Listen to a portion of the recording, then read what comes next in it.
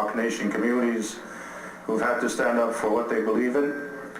It's not an easy situation.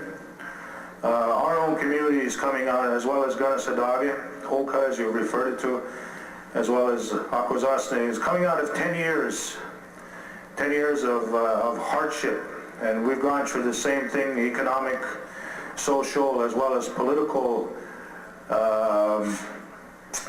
persecution at the federal and provincial level because of the actions that we took. And my good friend sitting over here, who's now an elder, Max Grolui, told me 10 years ago in August 1999 here in Ottawa, he says, you know what your people are doing in Kahnawake is a great thing. He said, but for the next 10 years you're going to suffer for it. And he was right. So you can expect that kind of retribution, that kind of mean-spirited approach from all levels. But you gotta stick it out, and you gotta know that people across this country will continue to support you. We thank you for your stubbornness, your doggedness, your willingness to keep up the fight. We recognize that.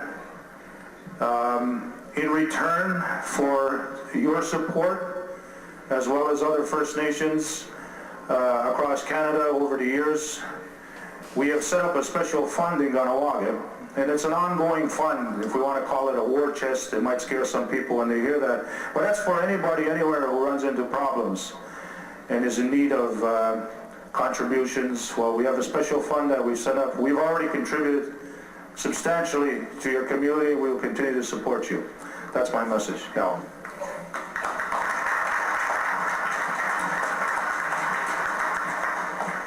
I thank you very much, Chief.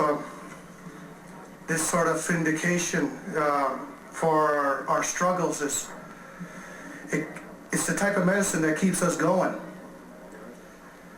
Tonight we're venturing into a meeting with Indian Affairs to explain the social problems of our First Nation. I don't expect to hear a sympathetic ear, but I'm hoping with this type of support that they realize that these initiatives are not going to stop until our freedom is obtained.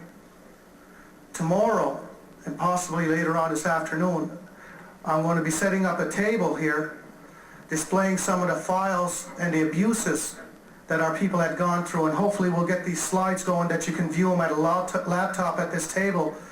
So feel free if you need to ask any questions about our development of our Ranger program, which is our own law enforcement and enforcement agency for the EFN policy.